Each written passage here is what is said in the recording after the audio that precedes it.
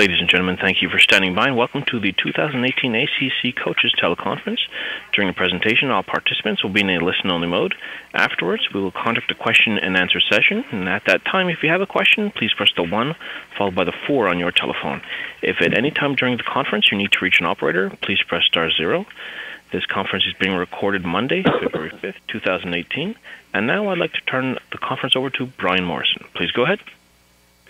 Thank you, and I'd like to welcome everybody to today's basketball teleconference. We'll get things started with Clemson head basketball coach Brad Brownell, whose Tigers will host Pittsburgh on Thursday, and the game shown on the Regional Sports Network with a 7 o'clock tip. Coach, if you could, a few comments about your team, then we'll open it for questions. Okay. Coming off a good week last week, winning home against North Carolina, and then a nice road win at Wake Forest.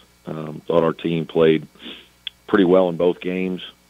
Certainly our guards have played well here the last couple outings, and nice to just kind of have a couple days here to take a deep breath. On Sunday we were off, and now we're kind of getting back. We've got 3 days to kind of get ready for Pitt, so just nice we feel like we played a lot of games in a short amount of time. I think we have a bye this weekend, so it'll be nice to concentrate on Pitt this week and maybe get a little rest as well after. And we open it for questions for Coach Brownell. If you'd like to register for a question, please press 1-4 on your telephone. We have a question from Al Featherston with Access Sports. Please proceed. Hey, Coach. I wanted to ask you about your success in close games late. That's been an area of struggle up until this year. This year's team has really produced in crunch time. I just wonder if there's anything that's different. Is it experience? Is it? I don't know. Yeah, I don't know if there's anything different. I think, obviously last year's team talked about we won some of those games early in the year, especially in the non-conference, and maybe one of our first couple ACC games. Ironically, it was Wake last year where we won a game close late last year up there. And then for whatever reason, we just struggled in close games really almost through most of the season after that. I think we won one again late, but that was about it. I don't know. We had older guards last year as well, but maybe my guards that have been through it this year are just a little more hardened by it. Marquise and Gabe and Shelton obviously all played last year as well. And so obviously when we had Dante too, we had an experienced group. So I do think we're experienced. I think we've been in a lot of different environments, and we've been in a lot of different games over the course of the last couple years. And, we're just making a few more plays this year, a couple more shots, a couple more free throws. We've had a little bit of good fortune too, probably. So I don't know if it's anything more than any of that. Is there any kind of momentum when you start winning games like that it makes it easier? Yeah, I think there is, obviously. I think it goes both ways. I think there were times last year when, it just felt like for whatever reason we couldn't make a play when we needed one, or if the other team had the ball, they were going to make a big shot against us, and it was tough. This year I think our guys have done a good job of playing confident and making some big plays. And, when we've needed to get some stops, we've been able to get some folks to miss. And I'm sure there's been a little bit of good fortune with that as well. But we've done a good job in close games, and I do think, because we've had a bunch go our way this year, the game against Wake, even though it ended up being a 7 or 8 point win, it really wasn't. It was a one possession game with, a minute to go. So, it's one of those things where I do think our guys, because we've won a few, are confident in those scenarios and situations, and there is some positive momentum coming from that. I just was thinking about the North Carolina game where you blew a lead that you held most of the game, and then you think, oh, here goes Clemson again, losing it, and you make the plays at the end, and after they had caught up, you make all the plays and win the game. Yeah. Were you? Yeah, I mean, obviously it's we were confident in our guys. I mean, we knew North Carolina was going to make a great run, and we certainly hoped it wouldn't get to be tied, but Joel Berry and Cam Johnson were incredible in the second half, and I thought when you go back and look at the film, I thought there were some times we defended them well, and those guys just made, tremendous shots, and that's why they're extremely talented players. But, at the end of the day, our guys didn't, we didn't back down. We still played aggressively and tried to make plays. I think, that was seen in the last minute and a half or 2 minutes or whatever of the game when our guys stepped up and made a couple shots and made some free throws down the stretch to win. So I think we kind of expect teams that are, really good teams to come back if you have a lead. And if we get down, we don't ever feel like, the game's away from us. That happened a lot early. I think, the Ohio State game early in the season, we were down, 9 points, maybe a couple different times in the game, and our guys just kind of kept playing and, actually won the game kind of going away. So I think that gave our team some confidence early, and it kind of happened again down in Florida where we were trailing a bunch of the game, and guys just kind of kept their head down and played, and we really didn't worry about the score until the last couple minutes. Guys just kept playing the next play, and because of those wins and the comebacks, if you will, I think our guys gained some confidence from that, and it's probably carried over to the ACC. Coach, thank you very much. Thank you. And we have a question from Zach Lynch with the Times-Democrat. Please proceed. Hey, Brad. I was wondering, what has Gabe DeVoe meant to the success that y'all have had this season? Oh, he's been a lot. He's a very good player, and there's no question in my mind that I thought he could do these kinds of things. He's a big, strong guard that has a quick release, who can jump up and shoot the ball, and he's really improved at making some plays off the bounce now. He made some plays off the dribble the other day against Wake. 3 come to mind off the top of my head. He's a guy that's been able to rebound, and he's now experienced, and he's getting, he's probably getting more opportunity as a senior now with, we don't have quite as many guys that could score as we did last year. So, he's consistently getting more shots, but, I think his confidence has really grown throughout his career. I think the first couple of years, I think he had a lot to learn. But, to his credit, he's always been a guy that's worked and, come to practice with a good attitude, and he's a worker, and because of that, he's developed, and, he's having a terrific senior season, and it's something you really want for all your seniors. You're really proud of them. That's why the Dante injury is so disappointing, because you want your seniors who've given you so much, and kids who've worked so hard to develop, to really, reap the benefits of that, and Gabe certainly is this season. It must give you a sense of pride, seeing the way that he's developed over his 4 years. Oh, absolutely. You as a coach, that's what you want for your players, especially when you spend so much time with them, whether it's in the gym or in the film room or one-on-one with them in your office or wherever. Just, you want good things to happen for good kids, and Gabe's a really bright young man. He's got over 3.0 in our business school, and just a, hard worker and very good person, and great representative of our university and basketball program, and you just love to see guys like that, rewarded. He's been gearing up for this year for a long time. He put in a lot of hard work this summer, and I think he knew that this was his time to kind of shine and blossom, and he's done that. Awesome. Thanks so much. Thank you. And we have a question from Christopher Heidel with Herb FM Sports Radio. Please proceed. Hi, Coach Brad. How you doing? Can you hear me? Great, thanks. Yeah, absolutely. Good, because I'm in the mountains today, so I didn't know how bad my reception was. Just talk about Pitt, coming up on Thursday night. What do you see getting ready for Pitt? I know they're up and coming. They're trying to get themselves to the next level. They played some tough teams and all that. So what do you see getting ready for that game? Well, just kind of digging into it here a little bit last night and beginning this morning. I think I would look at them on film. I see a team that's getting better. Kevin's a terrific coach. He gets his teams to play hard. But when you've got a brand new group like he has coming into this league, it's very unforgiving. It's extremely difficult with that many new players and young players to win consistently at all. But I see a group that is, really making strides. I think they've played some teams very close. Physically, they've got a nice looking group.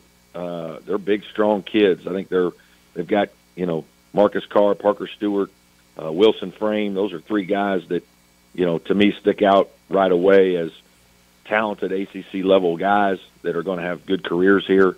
I think he's a tremendous offensive coach, one of the best in our game, I think, in terms of just, I've followed Kevin for a long time in terms of all the different things he's run, and he just does some unique things to put his guys in great positions. And so, they're playing a lot of zone this year, so I know we'll have to execute some zone offense against them. Okay, Coach, thanks for taking time, being with us today, and we'll hear from you again next week. Okay, thank you. See you, Brad. We have with us now Georgia Tech head basketball coach Josh Pastner, whose Yellow Jackets will be at Louisville on Thursday, and the game shown nationally on ESPN2 with a 7 o'clock tip. Coach, if you could, a few comments about your team. We'll open it for questions. Yeah, first off, just, we got a tough week coming up ahead with at Louisville on Thursday and then home Sunday versus Duke. Had a tough loss yesterday versus a very good Boston College team, and just that's the life of the ACC. And, it's just everyone's good, as I've said. Everyone's well coached, and everyone's got good players. So we'll just have to try to keep getting better and see if we can, continue to improve as we go into this week on at Louisville and then Duke at home on Sunday. And we open it for questions for Coach Pastner. If you'd like to register for a question, please press 1-4 on your telephone. Our first question is from Al Featherston with Access Sports. Please proceed. Hey, Coach. I wanted to ask about Louisville. They've got a new coach, obviously. Has anything changed in the way they play? Is the style still 100% the same, or have they changed it a little bit with Coach Padgett? Well, thanks, Al. We played yesterday, and we didn't get back till late last night. So I just started working on Louisville this morning, so I haven't got fully into it. Other than I actually just saw a first half of their last game is all I've seen to this point. So I'll need to dive in more. But they're still playing with the same intensity. They're long, they're good. They're defending, at a high level like they did with Coach Pitino, and Coach Padgett has done a tremendous job. I think he's put himself in a position probably, and I'm not the bosses over there, but obviously he put himself in a position the way they've played and won the games they've won to get the job full time. The way you look at it, he's probably earned that right, and they're playing at a very, very high level. They're an NCAA tournament team, and you got to give Coach Padgett a lot of credit on that. Thank you, Coach. Thanks, Al. Our next question is from Steve Phillips with Greensboro. Please proceed. Yeah, Coach, stretch coming up. Started yesterday, a stretch of 5 road games. The next 7. Had another injury the past week, and it's kind of thrown your rotation off some more. Is there any time to try to adjust anything, or it's just kind of just learning everyone on the fly now as you go through the stretch here? Well, a few things. We've been snake bitten this year. The ball has not bounced our way, and the injury bug has not bounced our way either. It's just one of those years. It's not been a good year to this point, but there's a lot of great games left, and we're hoping to get it turned around. I really like our team. We are getting better. We have improved. We're playing a lot of young guys. We're counting on a lot of young guys. I'm playing a freshman point guard. Like yesterday, I played him 45 minutes, we're relying on a lot of youth, and it's just going to take some time. But we're getting better.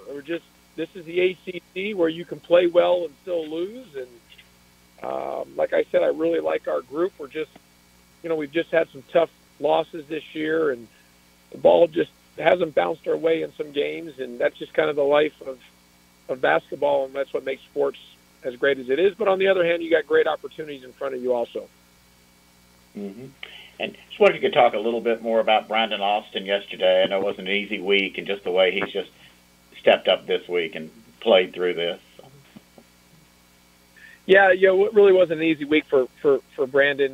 He had we played Syracuse Wednesday night. I got a call from his brother Tuesday night that there was a family emergency and that his dad had died suddenly of a heart attack on Tuesday night.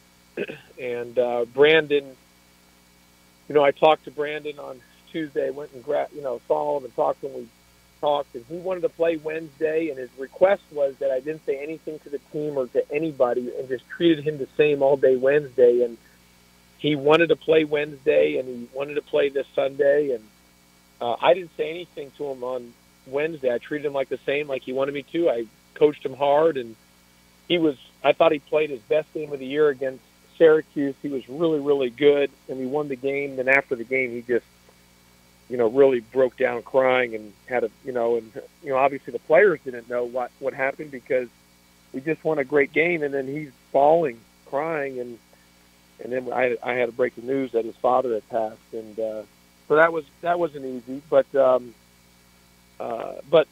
Brandon, it was just really remarkable for him to play both games this week.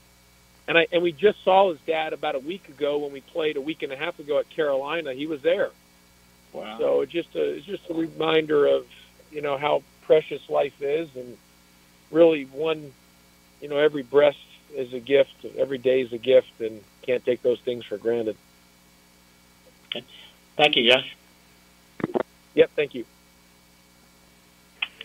Our next question is from Patrick Conaro with RamblingSports.com. Please proceed. Good morning, Coach Pastner. I just wanted to ask you, on the heels of the Boston College game yesterday and looking ahead, are you committed to a six-man rotation? Is there a possibility you might open that up a little bit? You have somebody waiting in the wings, so to speak. Yeah, I'm committed to six guys rotation, but I might look at, Evan Cole would be, Evan Cole or Moses Wright would slide into maybe the seventh and eighth man if I go that far, and there's a chance I do that. So I'm just taking it kind of seeing how it all shakes itself out, and we'll just take it kind of game by game and possession by possession. We're not in a position where we just don't have possessions to give away. We're not there yet, and so we just we're just one possession at a time. But I might eventually stretch it to 7. We'll just play it by ear. Sure. Thank you, Coach. Thank you. Our next question is from Al Featherston with Access Sports. Please proceed. Hey, I just wanted to follow up. It seemed like watching the game yesterday that Tadrick Jackson was stepping up a little bit as a leader. Can you kind of talk about how he's played in the last few weeks? Well, Tadrick, he's just a phenomenal young man. Love him to death. I mean, he's awesome as a human being. He's just had a great game for Syracuse on Wednesday, and he had a big shot and hit 2 big threes for us yesterday, but had some costly turnovers and missed some baskets when we needed him to score in overtime. But we went to him on a couple plays to draw it for him, and he missed it. But he's a great scorer when he gets into the paint there. He just had a couple of looks there where he missed. And so, as I've said in my 2 years coaching him now, that the key for him is consistency. He's got to be consistent every time he steps on the floor. And, the more consistent he is, like he played against Syracuse, the better chance we have to win the game. And if not, then it just makes it that much harder for us. Thank you, Coach. Yep, thanks, Al. Okay, Coach, thanks for taking time being with us today. We'll hear from you again next week. Okay, thanks, Brian. Thanks. Thank you, Josh. Okay. We have with us now NC State head basketball coach Kevin Keats, whose Wolfpack will be at Virginia Tech on Wednesday, and the game's shown on the Regional Sports Network with a 9 o'clock tip. Coach, if you could, a few comments about your team, then we'll open for questions. Yes, excited. We had obviously one game this week, and I thought our guys got a lot better. Obviously playing against Notre Dame, it was a game that we played early in the conference season and didn't play well. Actually, got embarrassed. We lost by 30 points. I thought our guys did a good job of staying focused and got a little bit better this week. It's one of those weeks where I thought we needed a little bit more rest, even though we were playing well after coming off the win at UNC, but we were able to take a couple of days off, and guys were able to get in the training room and obviously work on some things, and I thought we responded on a game on Saturday. And we open for questions for Coach Keats. If you'd like to register for a question, please press 1-4 on your telephone. Our first question is from Mike Barber with the Richmond Times-Dispatch. Please proceed. Morning, Kevin. If you'll indulge me, I want you to go back to your Ferrum days one more time for us. Did I read that you scored your career-high points in a game that JJ was filling in as coach? Oh, absolutely. That's why he's on my staff now. My head coach got kicked out of the game, and he'd held me back for so long, and JJ was the assistant coach. We actually played together his first year as assistant coach, and give him credit, man. He saw my talents. He turned me loose. I think I had 30 or 40, but as the years go by, it increases a little bit. So if you ask me this question next year, I'll say 50. But yeah, JJ was the head coach at that time. As coach got kicked out of the game, and he turned me loose, and it was a really good night for us. So he was an assistant for you, and then I know you both became assistants at Ferrum when your playing careers were over. Did you guys have a similar coaching style, or even though you have a similar background, are you fairly different style coaches? How would you look at that? Well, I would say he was an assistant for me. We played together, and then he was assistant coach at Ferrum when I played my last year there. But as far as JJ goes, we both played in very similar style at Ferrum, where we were a transition team. Obviously, we got up and down and played, but obviously, we both went in different directions. And I was able to be at Hargrave, and JJ worked for several coaches. And his last stint at the high major level before working for Jim Larranaga was with Seth.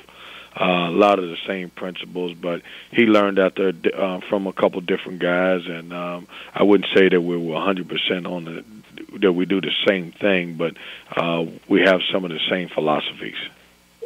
Great. Thank you, Coach. Thank you. Our next question is from Al Featherston with Access Sports. Please proceed. Hey, Coach, I'm sorry if I'm ill-informed here. Is Brandon Beverly okay? I understood he... Braxton? Braxton, I'm sorry, yeah. Yeah. No, he's fine.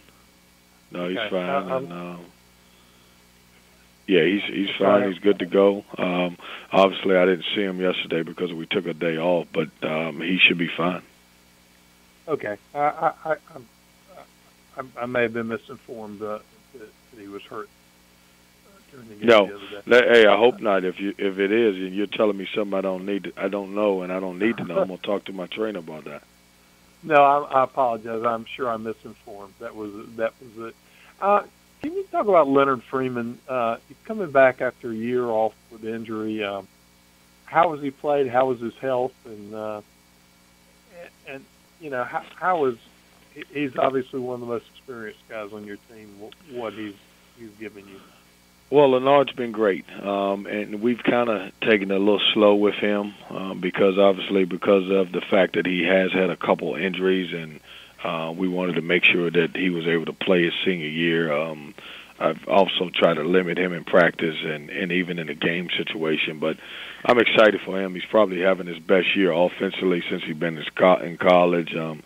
He's able to score for us inside, rebound for us inside, and play great defense. And he's having, by my standards, a really, really good year for us, and excited that, that we have him back. Obviously, I thought they missed him last year when you look out on the floor because I thought they missed his toughness and his ability to rebound the basketball. Coach, thank you. And I apologize for the Beverly question. No, it's all good. Thank you. Okay, thank you. Our next question is from Christopher Heidel with Herb FM Sports Radio. Please proceed. Hey, Coach Keats, can you hear me? I can. Hey, thanks for coming. I'm glad to talk to you. I talked to you when you were in the CAA with the UNC Wilmington, and it's glad that you guys are having a great year. Talk about your first year being there at NC State, and how's the ups and downs that you're learning from the ACC. Well, it's obviously it's a challenge. Obviously when you play in the ACC, every night you got to compete, and you're competing against some great coaches and great programs and different styles. And so when you talk about challenges, that's the challenge, because every night you got to prepare for someone different, and the guys can play. It's good players in this league, and as I told you before, I think the coaches are tremendous. It's the best league in college basketball, but I think our guys have responded to the new system that we're trying to put in. I feel like at this point we're still getting better as a basketball team, even though we're making some mistakes. But I do think for the most part we're trying to come together as a group, and our guys are starting to play together as a team, not as individuals, which is good from my standpoint. Well, good luck for the rest of the season. Thank you. Our next question is from Steve Phillips with Greensboro. Please proceed. Yeah, Kevin, looking at Virginia Tech, they hit a bump in the road this past week in Miami. They've been playing pretty well the last few weeks. And what are your biggest concerns in matching up with them? They're one of the better shooting teams in the perimeter, but do you feel like you match up well with your personnel, too, in that regard? Well, they're unconventional. Buzz does a tremendous job, as you guys know. They can really shoot the basketball behind the arc. They're tremendous in transition. They give you several looks on the defensive end. Obviously, they switch 1 through 5 at times when Clark's at the 5. Their ability to make shots, they do a tremendous job of getting paint touches and obviously making the right decision. And it's a really good basketball team. He's done a great job putting a program and a system there, and it'll be an unbelievable challenge for us. Okay, thank you. Thank you.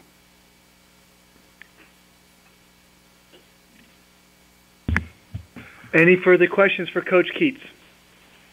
If you'd like to register for a question, please press 1-4 on your telephone. Okay, Coach, thanks for taking time, being with us today. We'll hear from you again next week. Thank you. All right, Kevin, thank you. Now for Pitt head coach Kevin Stallings.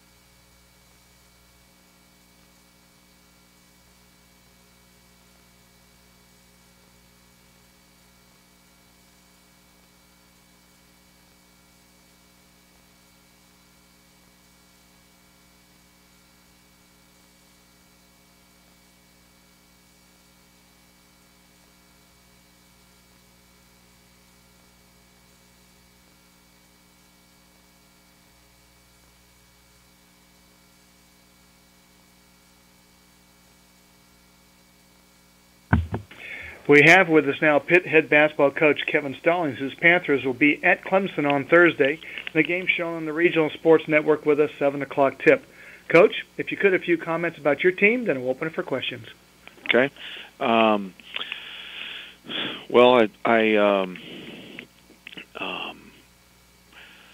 We had 2 tough games last week, and in the midst of 3 straight road games, and certainly the way Clemson's playing is not going to make it any easier for us. I'm really impressed with what Brad is done, and they're obviously having a great year, and so.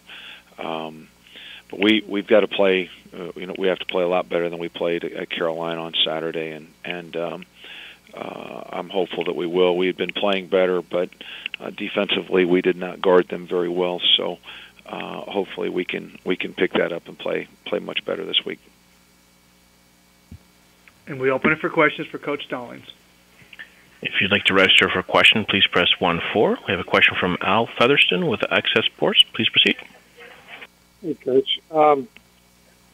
You mentioned Clemson's having a good year. They're playing a lot better this year. The question is why?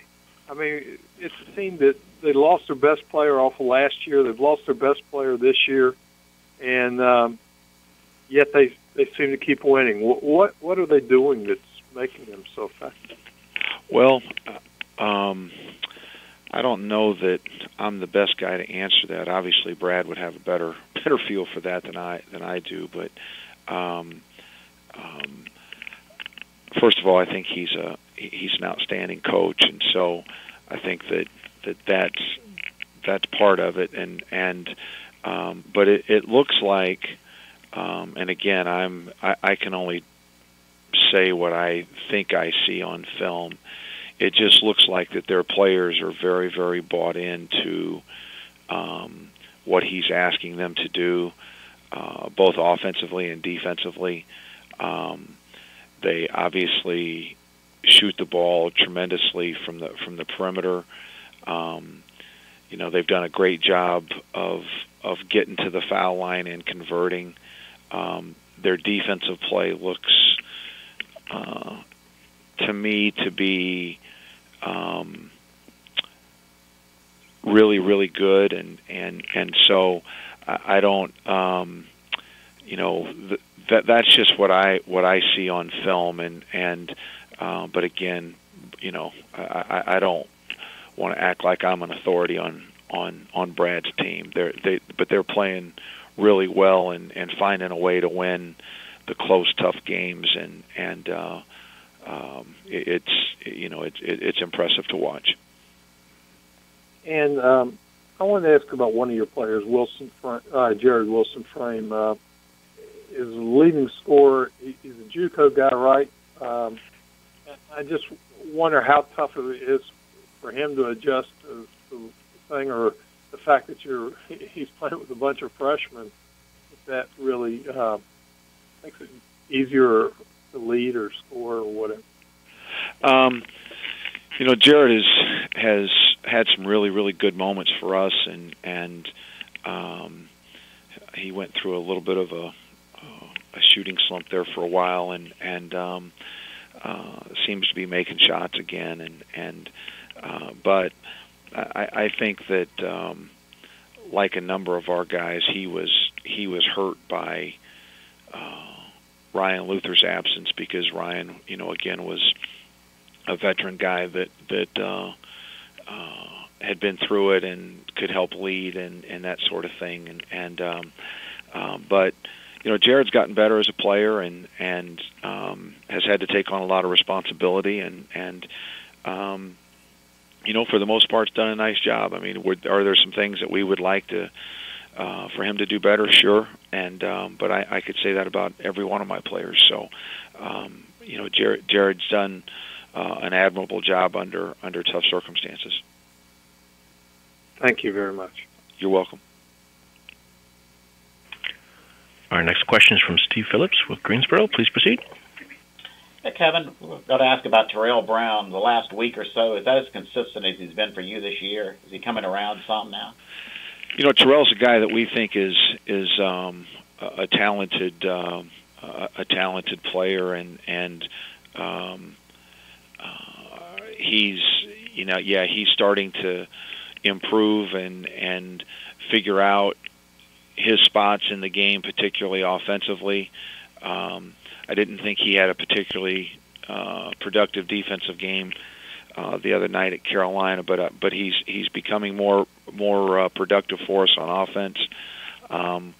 He's a guy that's got touch. He can make shots, and so yeah, he's coming around. But he's a guy that we thought had a chance to be a really good player when we recruited him, and he's obviously showing signs of that right now, and we're happy to see that.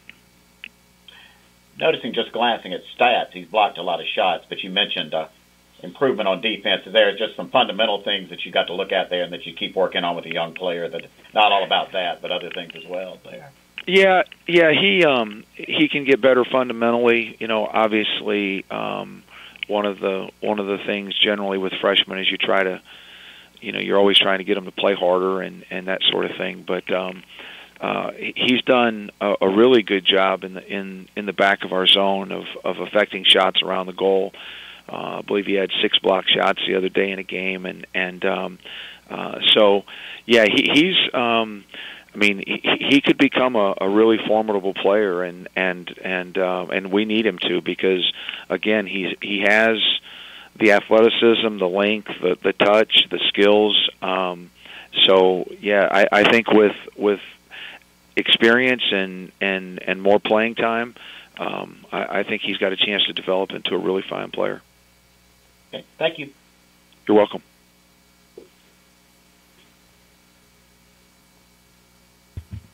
Any further questions for Coach Stallings?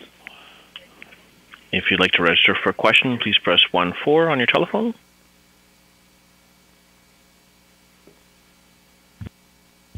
Okay, Coach, thanks for taking time being with us today. We'll hear from you again next week. Okay, thank you. Thank you, Kevin. And we will hold now for Virginia head basketball coach Tony Bennett.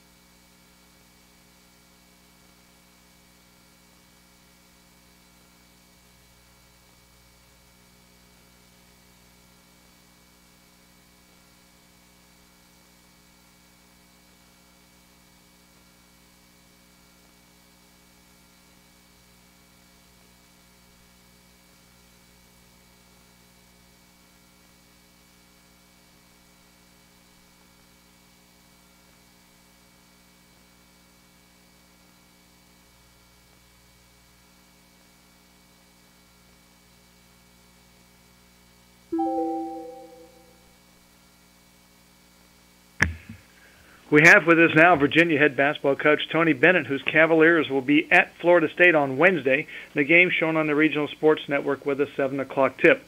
And as we do each week, we'll go right to questions for Coach Bennett. Brian, I was on the line waiting for you. For some reason, we got disconnected, so I don't know what happened there. Just a heads up. So. Okay. Well, I mean, we could have come on earlier, but yeah, we'll go right to questions. I don't know. Yep. Go ahead. Yep. All right. We'll go right to questions for you. Our first question is from Mike Barber with the Richmond Times-Dispatch. Please proceed.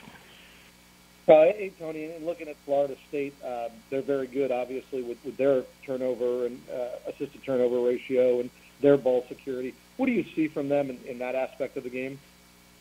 Well, I think they're good guard play. you said the question specifically was about their low number of turnovers, or how many they're forcing.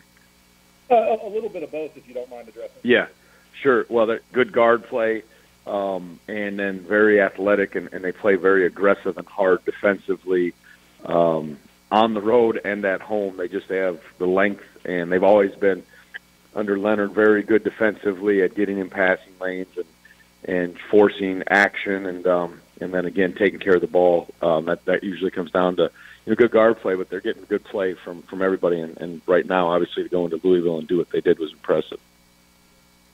And then the other aspect that they're always good at, and I don't know how much of a focus it is or how you look at it, but their work on the glass and their second chance points. How does that show up when you watch them on film? Yeah, again, mobile, active. We got some really good offensive rebounding teams in our league, but they pursue the ball and they go hard to the glass. They spread you out again. And this year they're real deep. It seems like they're deep every year, but their size, they've always been one of the taller teams in our league and in the country. And the way their aggressiveness on the glass gets them extra possessions and extra points. So that's continued. And again, they seem like they certainly are doing that in the last few games at a high level. Great, thank you.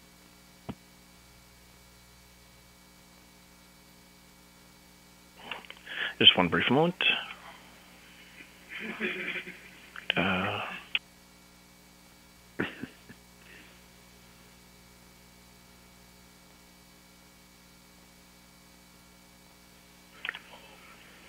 Our next question is from Doug Dowdy with the Roanoke Times. Please proceed. Yeah, Tony, you frequently talk about servanthood with your players. A situation the other day where Devin Hall played 33 minutes and didn't score, and I'm assuming, knowing Devin, he was as happy as anybody else after you won. Yeah, no, Devin wasn't, feeling his best, but he locked in and gave us what he could. But that's, again, a strength of this year's team. Just doing what's required. He played as hard as he could defensively, and he got some good open looks, made some nice, drive and kicks, but just missed some shots.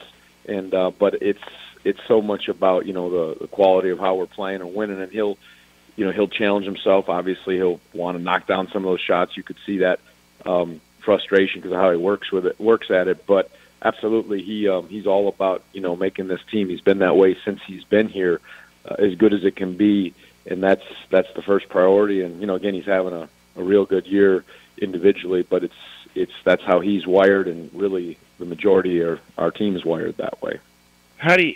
What do you see his role with developing some of the younger players like Marco Anthony? Apparently, he's out there before the games with him, and just what kind of teammate he appears to be. Yeah, Devin has a natural ability, or he leads well. He'll take guys with him. I wish I could remember the quote, but it's one thing to demand, be a leader, be vocal, but it was a great definition of a leader. Will not only they'll show them, they'll take someone with them and go there with them and say, this is how we work, this is what we do. They don't just use it as far as this is what we want through verbally, but they'll grab guys and kind of co-labor with them, if you'd use that word. And that's what Devin, I've seen him do that many times with different players. Come on, I'm going to do that. I remember Malcolm would do that with a couple guys, whether it was summer workouts or in the fall, like, here, I'm going to show you what this is like, how to work your game. And he's very active in practice. That's the case with Isaiah and him and Jack and the other guys, even Ty. I mean, Kyle, our whole team's that way. If someone's struggling, they'll on the side, this is what we're trying to do, we'll look at things that way. But Devin is excellent in that regard.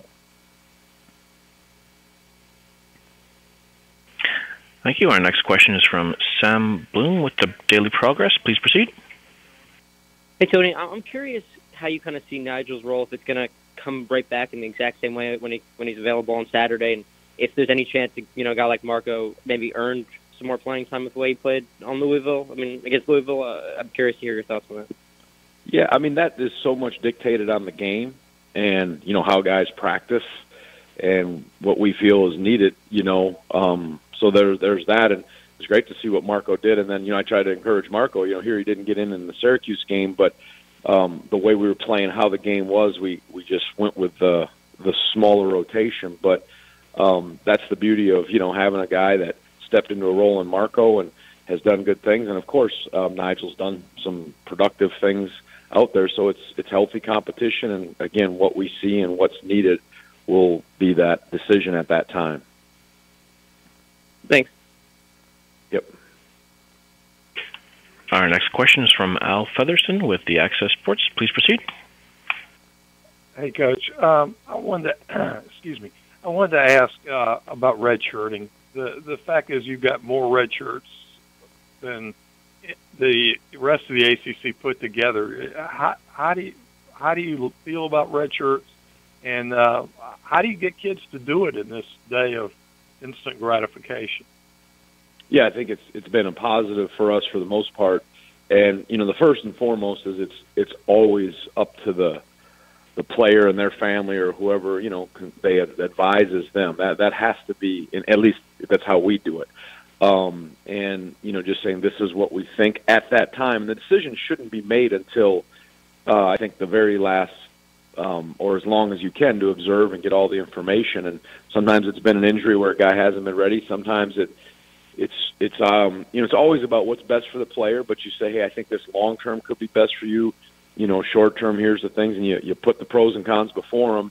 And again, you always give them the right to, if you recommend it, the right to do it, or sometimes if they want to do it and you don't, I think you always have to go in that direction because it's a big commitment. And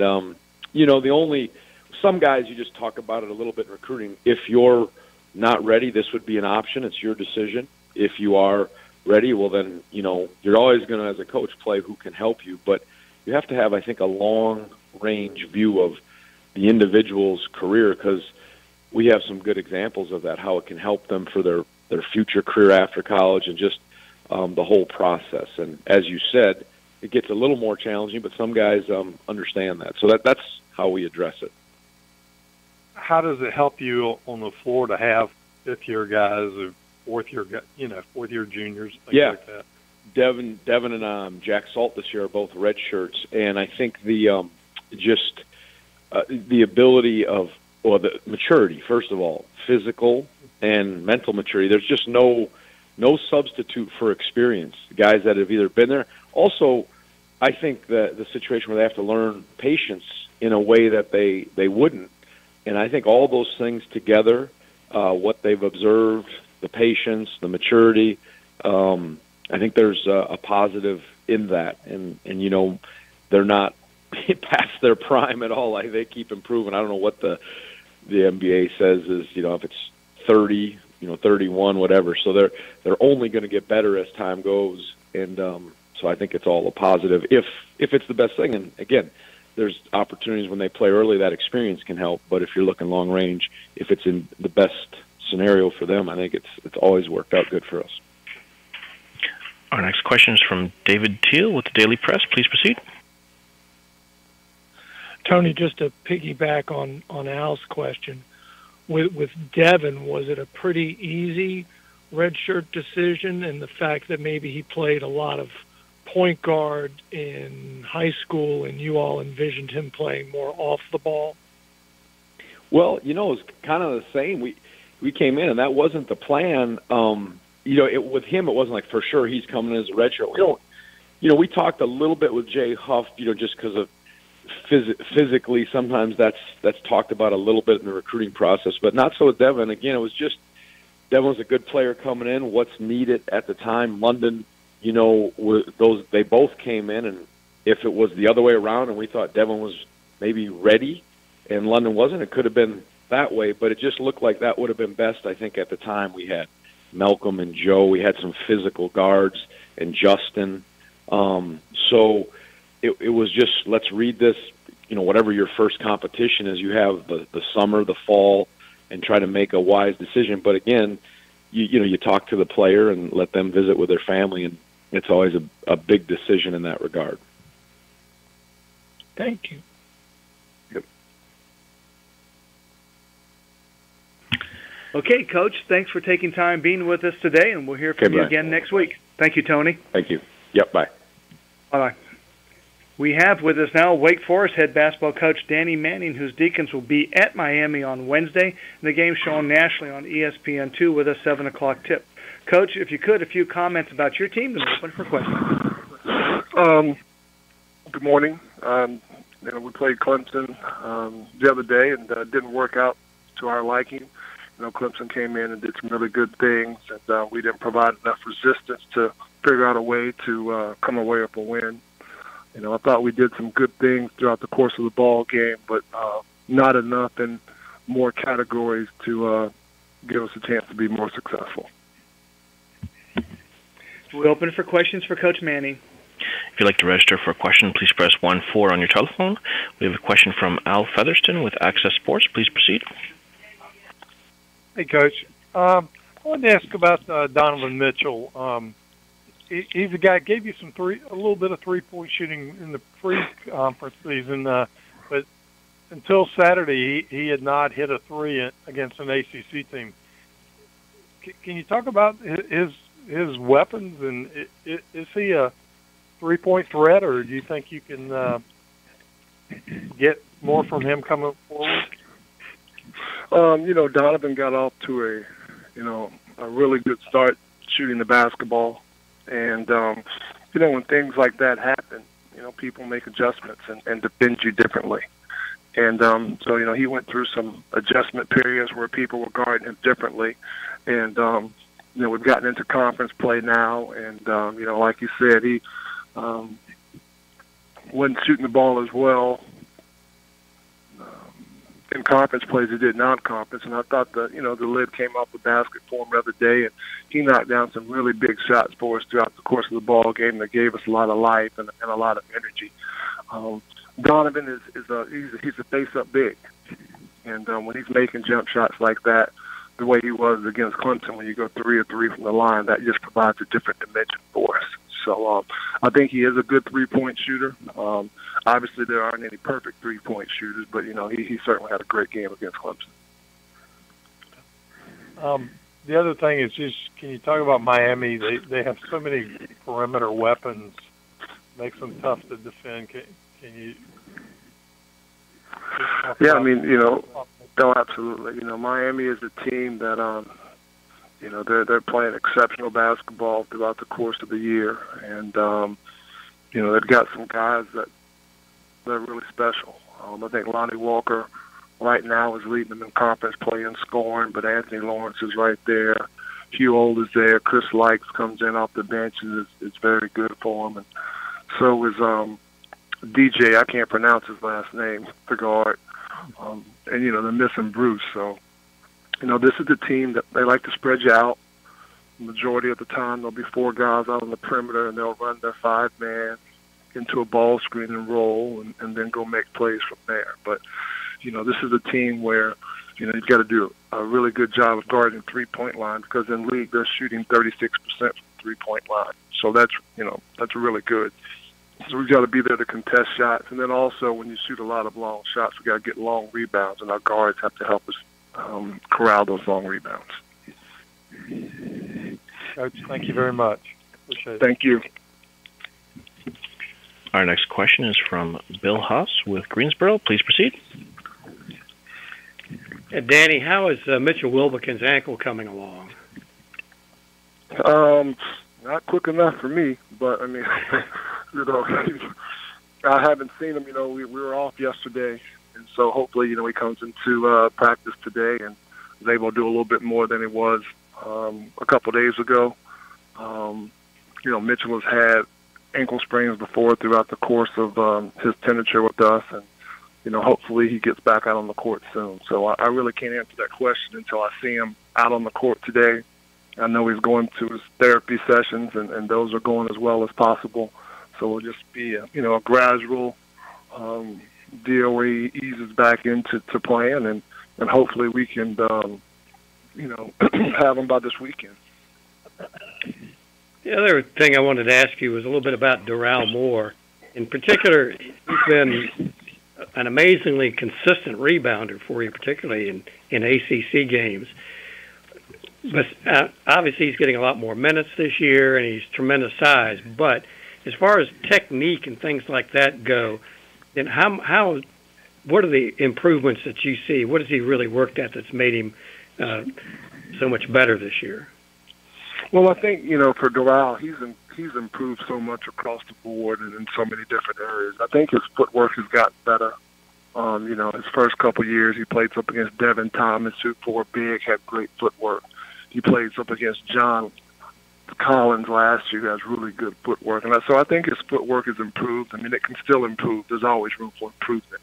But I would say that's one thing that he's done. And then also, he's doing a good job of getting rebounds outside of his area.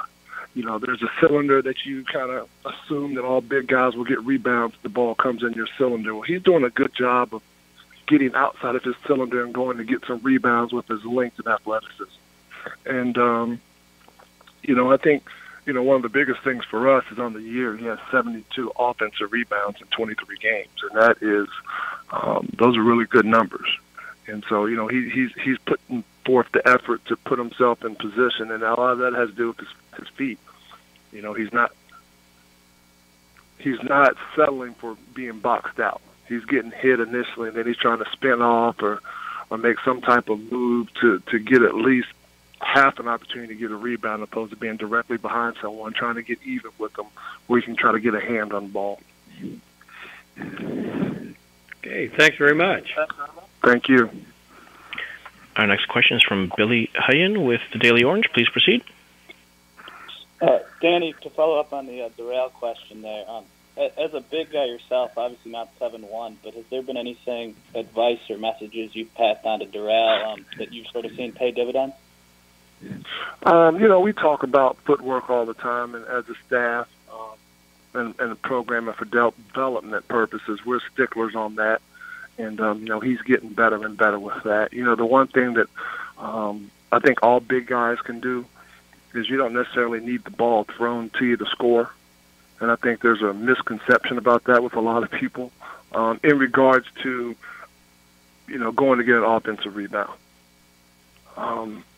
In regards to when your team is in the bonus, if you go down there and you post up and you have great footwork, there's a possibility of the defense fouling you and you go into the free throw line without having the ball. So, those are some things that we talk about with him.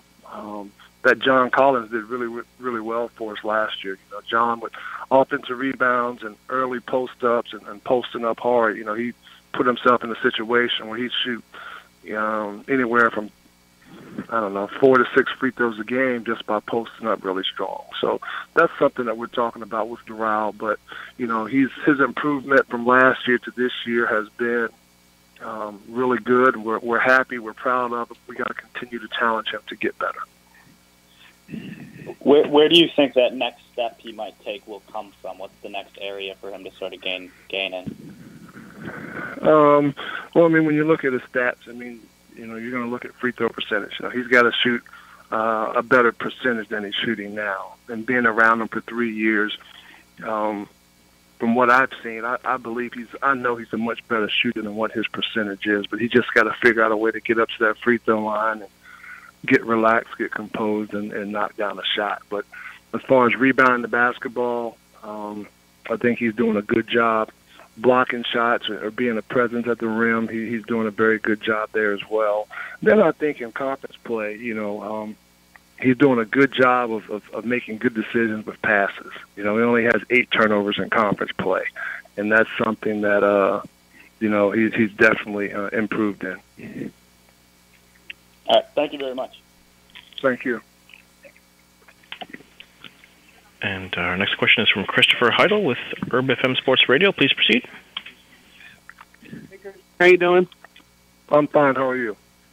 Doing great. Just talk about the 3 keys you guys have to do to play a win against Miami on Wednesday. Well, for us, one of the things that we have to do is we have to make sure that we are able to execute and take care of the basketball. Whenever we do a good job of handling pressure, we have a little bit better chance of success. And then we've got to come out and make sure that we understand in transition. Miami's a team that puts a lot of pressure on you in transition. And there are going to be a lot of times where you're not going to be able to guard your assigned matchup. But we've got to sprint back, stop the ball, and then match up and guard somebody. So as long as we can keep our biggest player on their biggest player, we're going to have to just match up and scramble around a lot of times defensively because of how they play. So matching up in transition is one thing. Being able to guard the three-point line is something else that, we understand that we need to do. Lonnie Walker has made 37 threes on the year. Anthony Lawrence has made 30. DJ has made 45. Likes has made 32. So we know those guys are more than capable of making shots, and that's on the year. So we understand that we've got to get to them and be able to contest that three-point line. Well, good luck on Wednesday. Thank you. Thank you. Okay, Coach, thanks for taking time being with us today, and we'll hear from you again next week. All right, thanks a lot. Thank you, Danny. We have with us now Boston College head coach Jim Christian, whose Eagles will be at Notre Dame on Tuesday, and the game's shown on the ACC network with an 8 o'clock tip. Coach, if you could, a few comments about your team, then we'll open for questions. Yeah, interesting week for us. So we played 2 overtime games. Game 1, we had a chance. Jerome Robinson takes a 3 at the buzzer that's probably 3/4 of the way down and comes out. And we end up losing in overtime. And then yesterday, Stephon Mitchell, probably about 10 feet to the left of it, takes a 3, and that one goes in, and you're fortunate enough to win. And that's, to me, that's life in ACC basketball. I mean, you just play as hard as you can, and when shots go in, you feel great. When shots don't, you feel awful.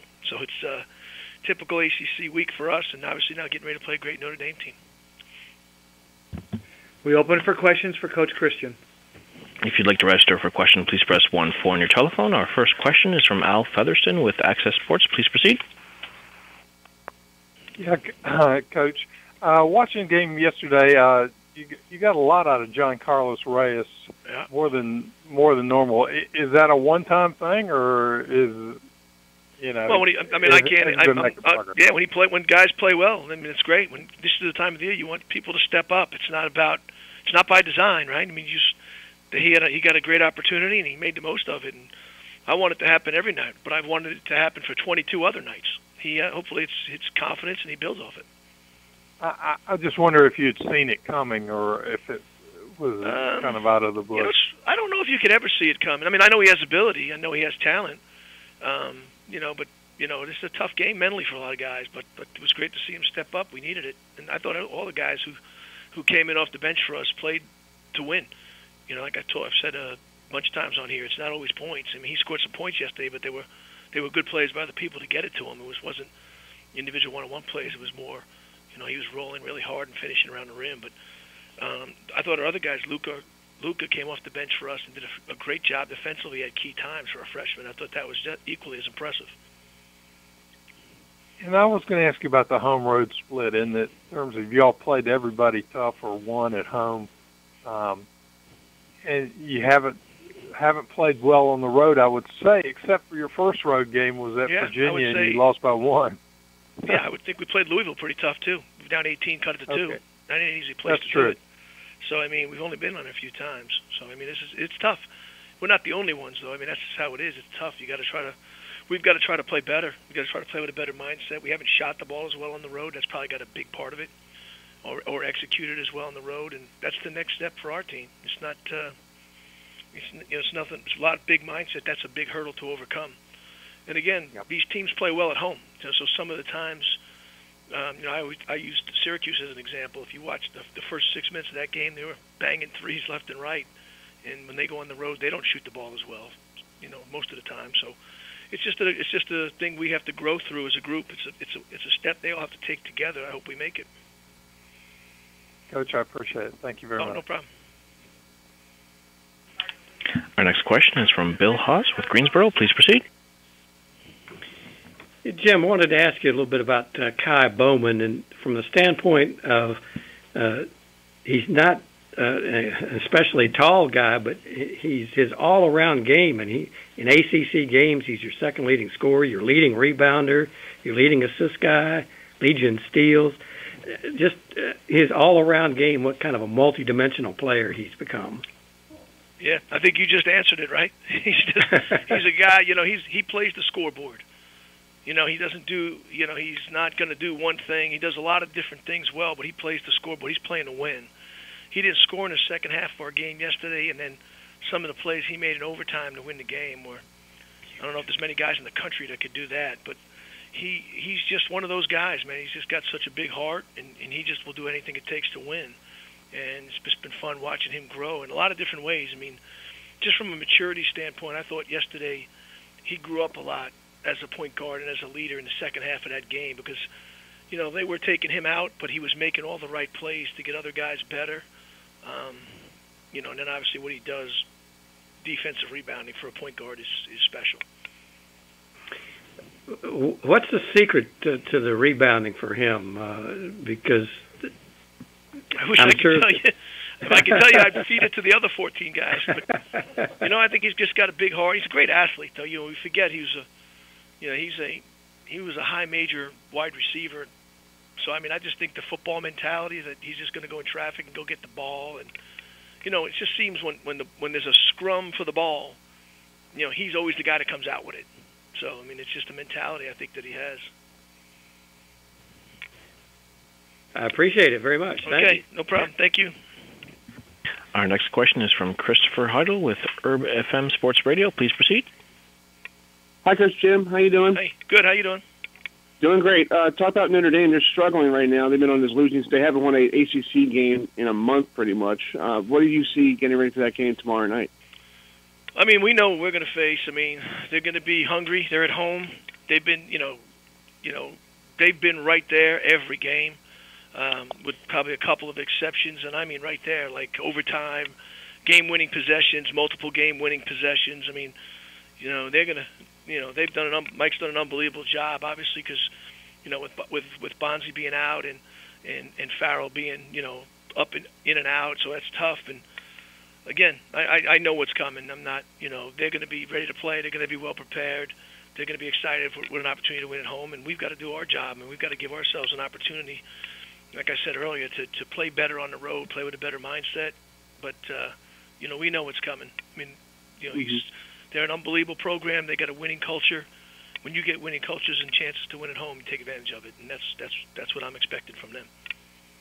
Well, good luck tomorrow, and safe travels to South Bend. Okay, thank you.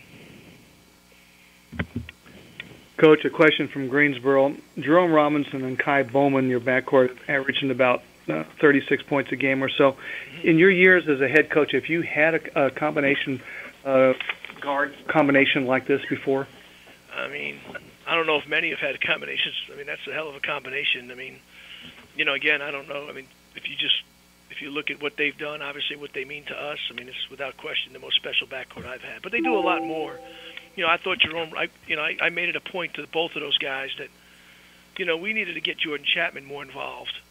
And they're our best at creating plays. And yesterday they both created multiple plays for Jordan to get him going. I mean, that's special. That's why you got a chance to win. And I think they get it. They're trying to win. They're trying to do everything they can, not just for themselves, but they really, really are starting to understand how to make the game easier for the other guys around them. And that's what makes you special. It's not just, okay, they're both tremendous scorers, or, the season Jerome is having shooting the basketball is as good as I've seen anybody for this long a period of time. But the plays that they're making for the other guys on the team, that's what's given us a chance to win. Thank you. Okay. Any further questions for Coach Christian? If you'd like to register for a question, please press 1-4 on your telephone. Okay, Coach. Thanks for taking time being with us. Thank you, Jim. Thank you, guys. Bye. And we will hold now for North Carolina head coach Roy Williams, because we had a switch in time today. Roy Williams and Leonard Hamilton will switch. Roy Williams will go at 11:40, and Leonard Hamilton at Florida State will go at noon.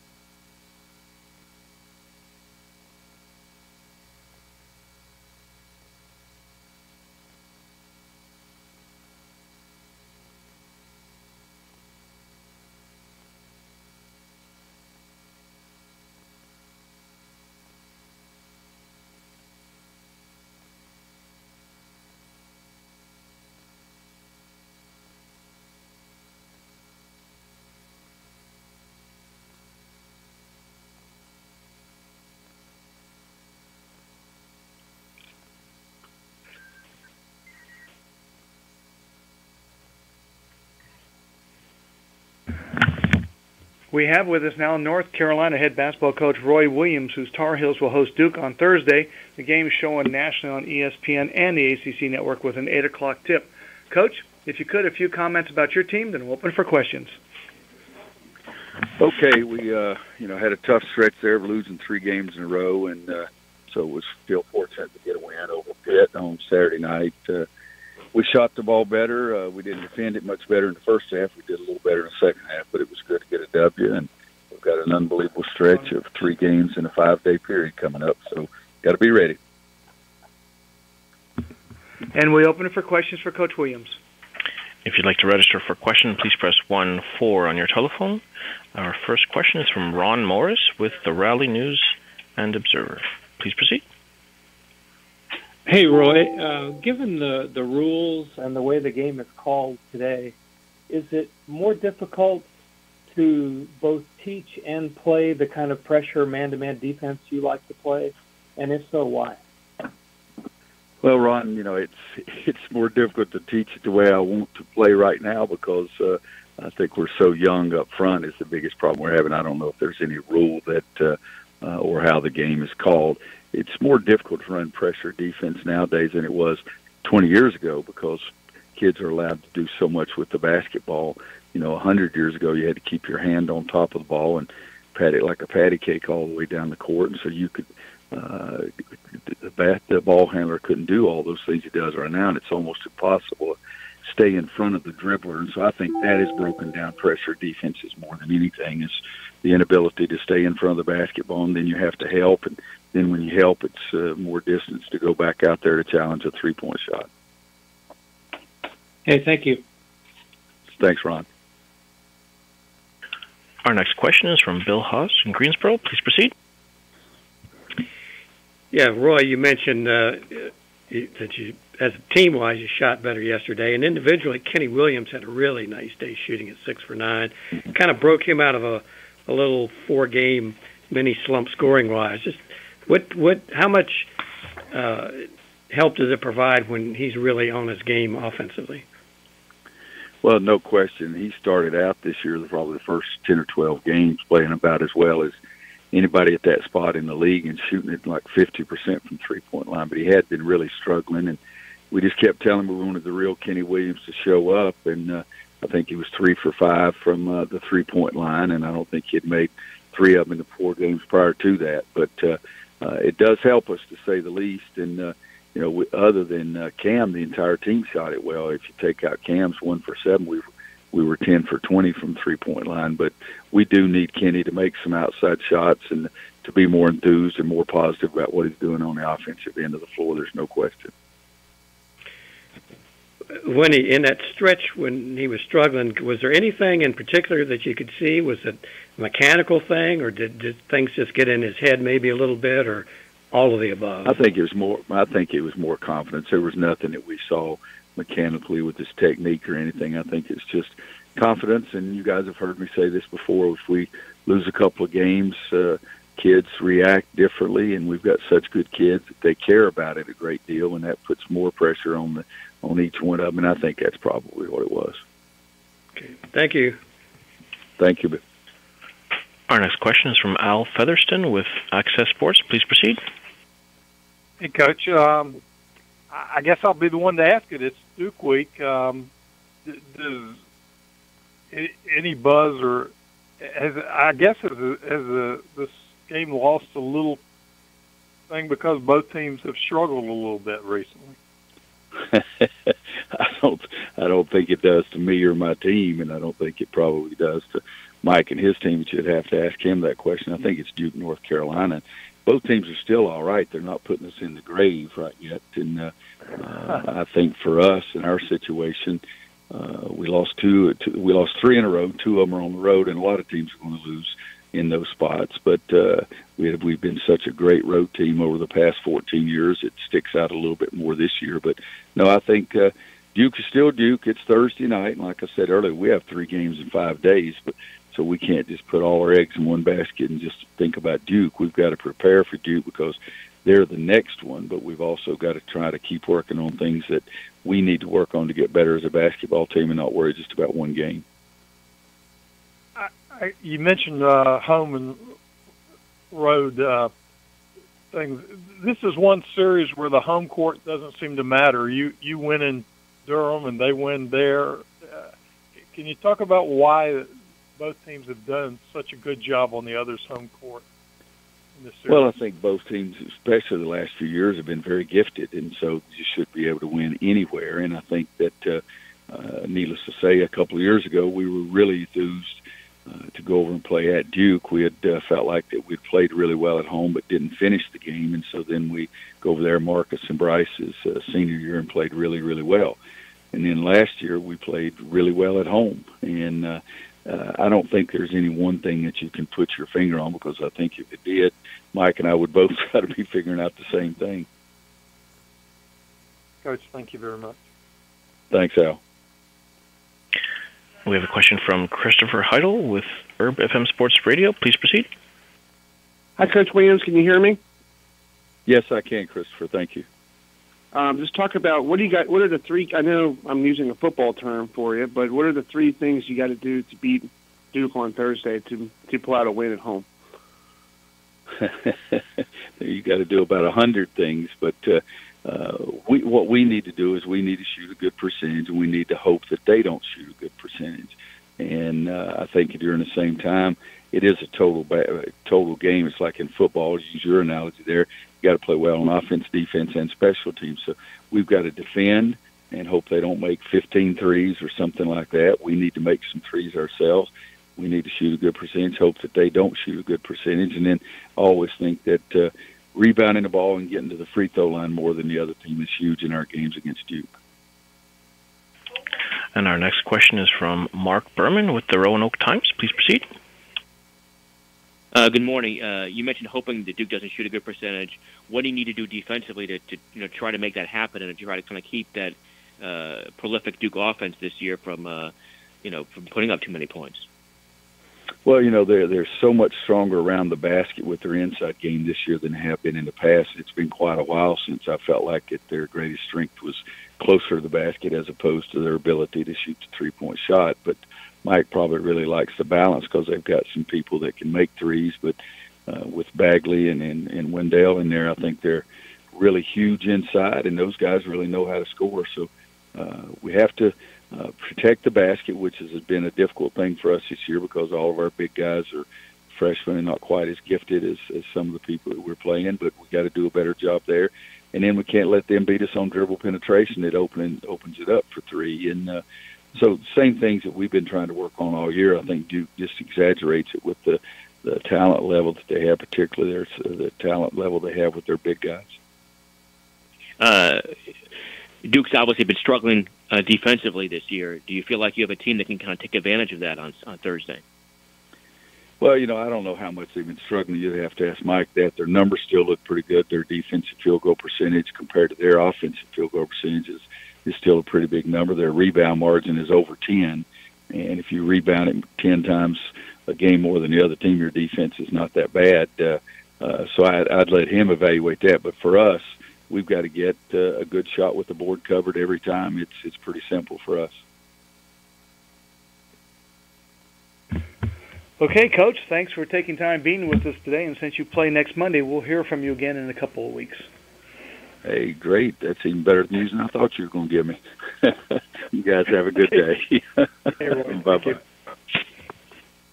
We have with us now Miami head basketball coach Jim Larranaga, whose Hurricanes will host Wake Forest this Wednesday in the game shown nationally on ESPN2 with a 7 o'clock tip. Coach, if you could, a few comments about your team, and we'll open for questions. Well, we had two very nice victories last week, one at home, where I thought Pittsburgh really gave us a challenge. We were up double digits, and they came back and took the lead, and our guys responded really well, played really well in the last 10 minutes, and that was a good sign. And then we went to Blacksburg and played what I consider a tremendous offensive team in Virginia Tech, and I thought we did a good job competing with them, and then again finished the game really strong. The last 4 minutes we really executed well and were able to come away with a hard-fought road victory. We open it for questions for Coach Larranaga. If you'd like to register for a question, please press 1-4 on your telephone.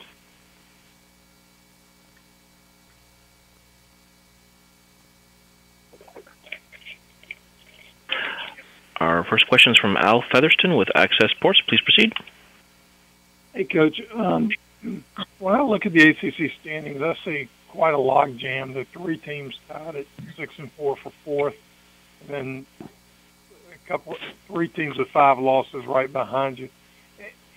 Is that of any significance in terms of getting the double bye in the ACC tournament, or is that something that's not even on your radar at this point? No, we've got way too many games. The only game we're thinking about is Wake Forest on Wednesday, Hal. I understand. Well, let me ask you about Wake Forest. They don't have a very good record, but they've been playing people tough. What problems do they present with Doral Moore and then their guards that are pretty good? Well, the one thing my staff and I have talked about recently is how really good the guards are in this league. It seems everybody has like 3 great guards that can break you down off the dribble, who can make threes, who make free throws. They're just really, really good players. And Wake Forest is like a lot of those ACC teams that we're facing. And when you add a Doral Moore, who's 7'1", 280, blocking shots, catching alley-oop dunks, you have that very scary combination of great perimeter play with a big man who can dominate you inside, not just with his scoring, but with his shot blocking ability and rebounding ability. So they're a handful for anybody, and they're going to be a handful for us on Wednesday. Coach, thank you very much. Our next question is from Bill Haas with Greensboro. Please proceed. Yeah, Jim, you've gotten back-to-back double-doubles from Anthony Lawrence, and yesterday he shot 9 for 10 at Virginia Tech. Is he capable of sustaining that kind of thing, sort of picking up some of the void left by Bruce Brown's injury? Well, I certainly hope so. We have really counted on Anthony Lawrence this year more so than in his freshman and sophomore year. His role has expanded, and it continues to evolve with the injury to Bruce Brown.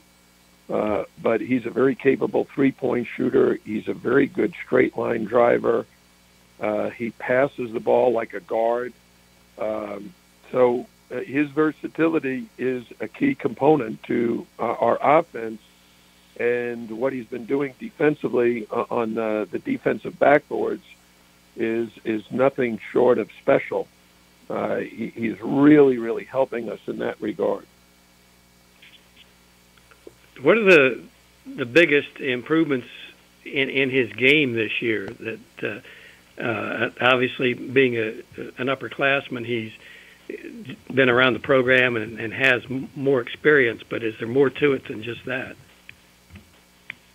Well, I think it's 2 things. He's been playing the 4 position for us as a stretch 4 the entire season. So in years past, he played the 3, the 4. We bounced him around a good bit, and that became a real challenge because certain things we do require the 4-man to do something different than the 3-man.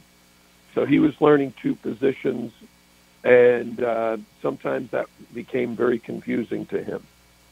Whereas this year, he's very, very consistent at both ends, I think because his role has remained very, very consistent. And I think he's very, very comfortable in the role we have for him. He's making some outstanding decisions at the end of games. He's shooting the ball with confidence. And I think his teammates' confidence in him has really grown, where they really look to him in the clutch. Thank you. We have a question from Christopher Heidel with Herb FM Sports Radio. Please proceed. Coach Larranaga, how you doing? Okay. Just talk about the three things you got to do to beat Wake Forest on Wednesday night. Sorry, my voice is getting better. Sorry about that. Go ahead. Well, the first thing is when we played Wake Forest last year, they scored 96 points. We had no shot at beating them. So the first thing is we've got to get back and set our defense much better than we did last year. We've got to defend them at the half-court level much better. They're an outstanding three-point shooting team, especially from the guard position, and our guards have to defend them much better. And then I would say offensively, we've got to be capable of getting more assists. We seem to play so much better when we're sharing the ball and finding the open man regularly, and we get 16 assists or more. It's really hard to win if you only get 8 or 9 assists. Good luck this week. Thank you.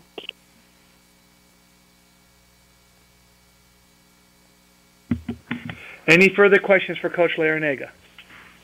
If you'd like to register for a question, please press 1-4 on your telephone. Okay, Jim, thanks for taking time, being with us to hear from you again next week. Thank you. Thank you, Jim. And we will hold now for Florida State head basketball coach Leonard Hamilton.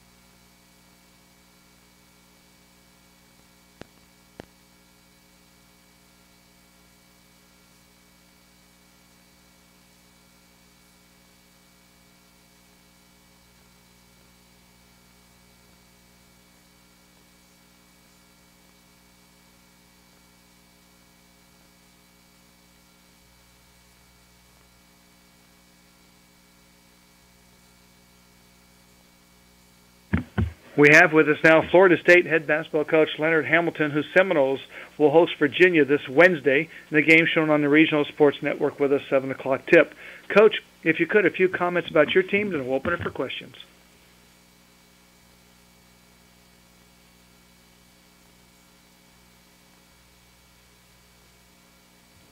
Coach Hamilton, are you on?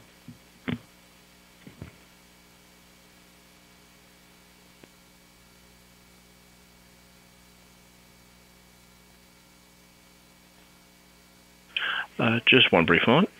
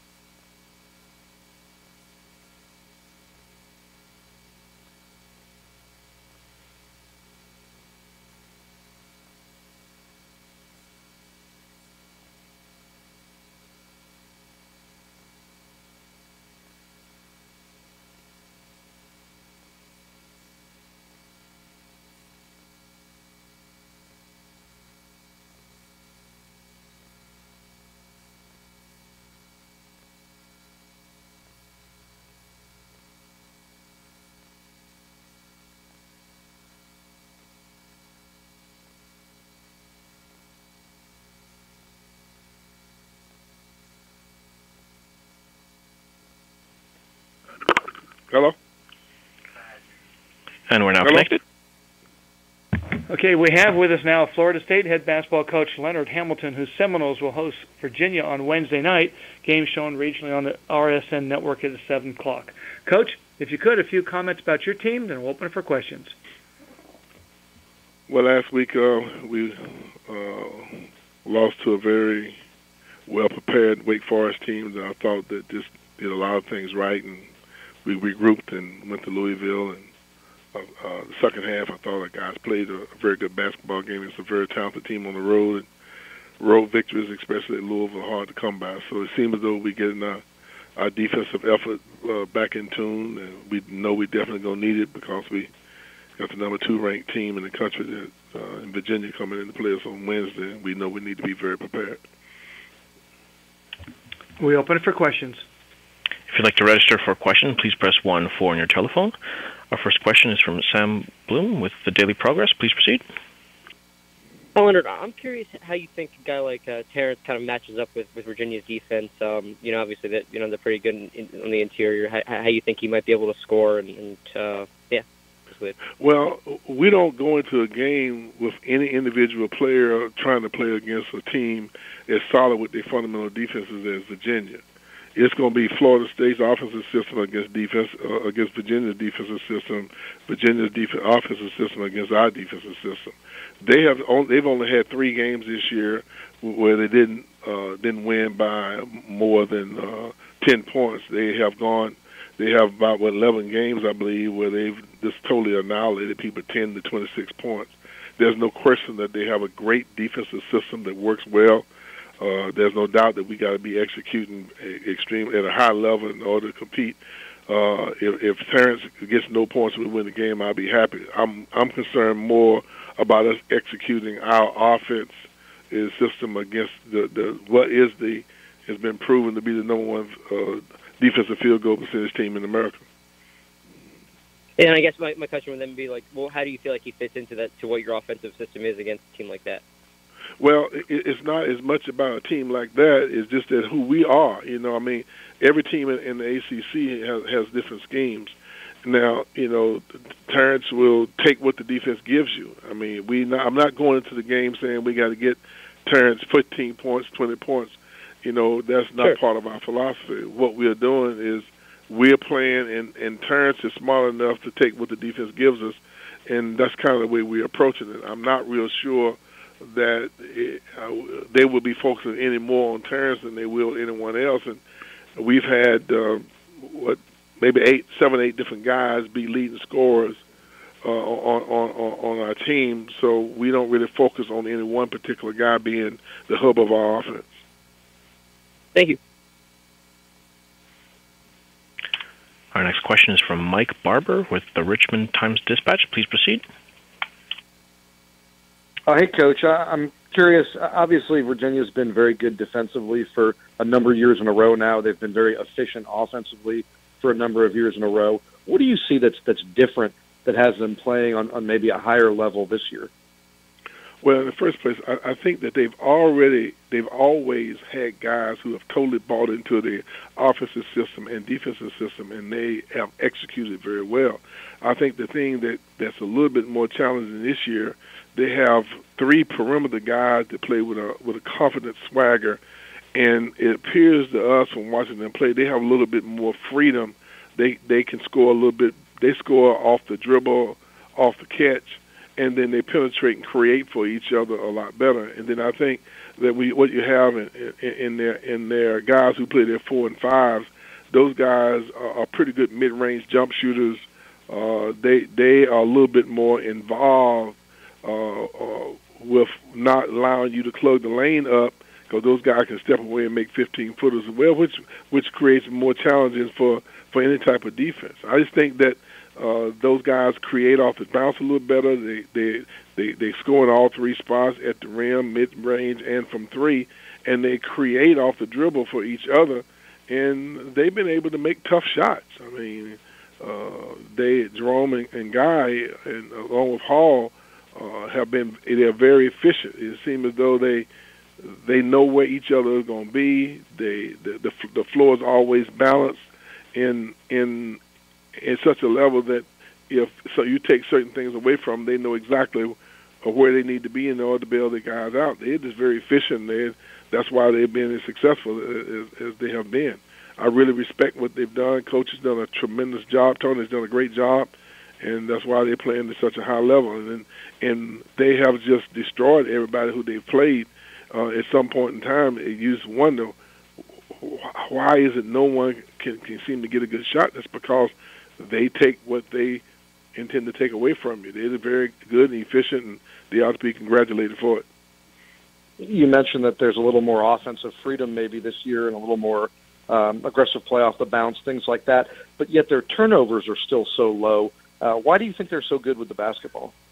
Okay, because they're extremely talented. They're good dribblers, they're good passers, and they're good shooters, and they have totally bought into the system that they have, and they enjoy playing in it. And this is it's almost like they could they almost could play in the dark, and I still believe know where everybody is. You know, they really do a good job, and they have an efficiency that most coaches would love to have. Great, thank you.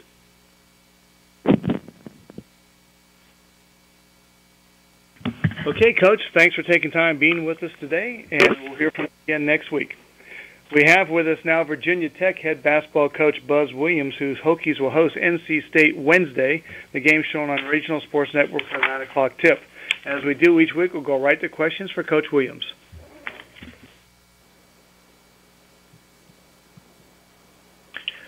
If you'd like to register for a question, please press 1-4. And our first question is from Mike Barber with the Richmond Times-Dispatch. Please proceed. Hey, Buzz. I'm curious.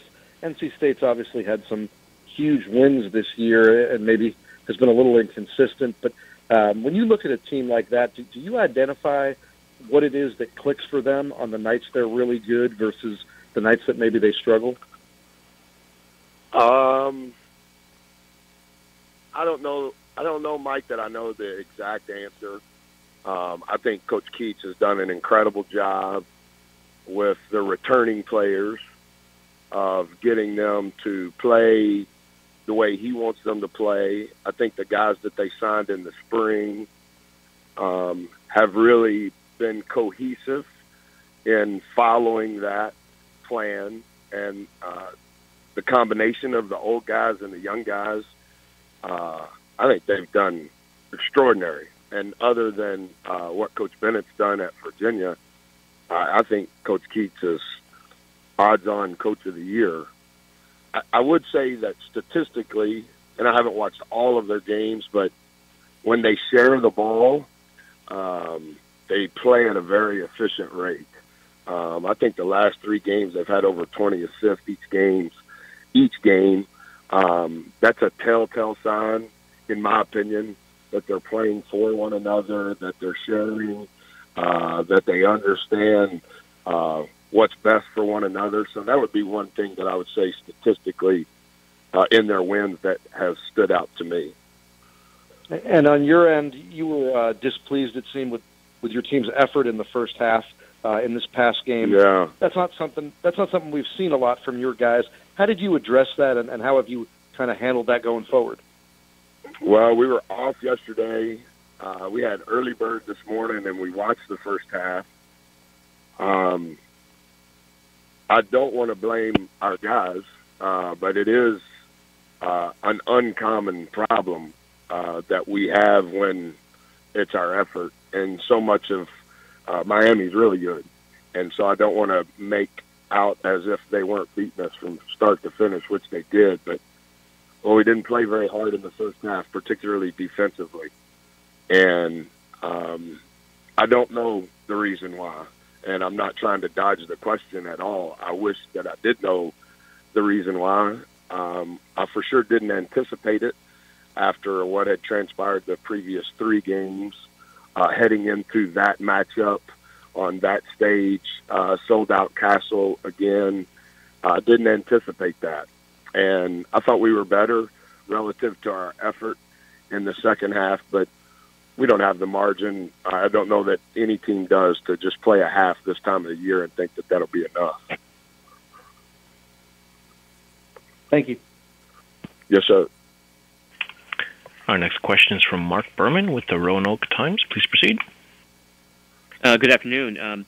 What are the challenges of preparing for a Kevin Keats coach team, and how he likes to have the system that he runs and the pace he likes to play? What's different about preparing for NC State this year with Kevin as the coach? Well, a lot of the personnel is the same. They don't have Dennis Smith, obviously, but those returning guys have continued to improve. They're playing smaller would be one thing, which allows them to play faster.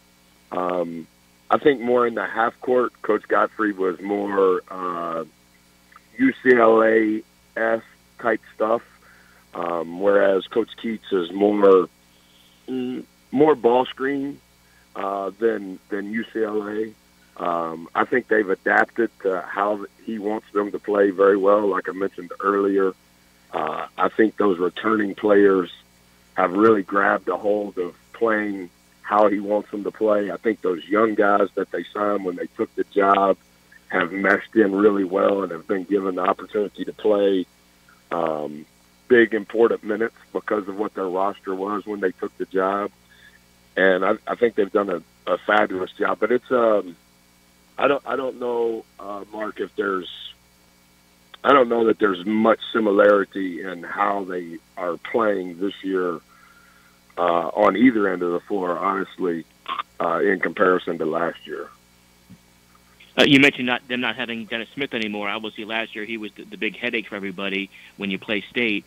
Are they more like you this year in terms of, there's just multiple guys on that floor that you've got to worry about, not just one star player? We for sure couldn't do anything with Dennis when we played him last year. I think that was our worst loss of the season. I do think that they have multiple guys that can beat you. I think they have a really good skill set. I think the two freshman guards keep their pace at the level that Coach Keats would want it to be. I think Dorn is a guy that can really score from multiple spots on the floor. The two big guys, the international kid and then the returning Abu, they've been fabulous. So I think it's just multiple guys, like you said in your question, that can beat you in a lot of different ways. And when you look at the stats and kind of how their games have played out, they've had key guys step up at key times. But collectively, they've all done a good job of being responsible to what I would think that Coach is asking them to do. Thank you. Our next question is from Bill Haas with Greensboro. Please proceed. Buzz, wanted to ask you about your six-man Chris Clark.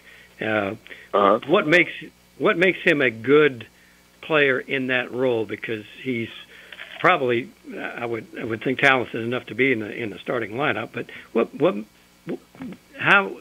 Not every guy can adapt to that role well, and how has he done that? I think he's been great. I think that he plays for sure starter minutes, and maybe a little bit of it is just a coaching relative to, we brought Seth and Zach off the bench last year.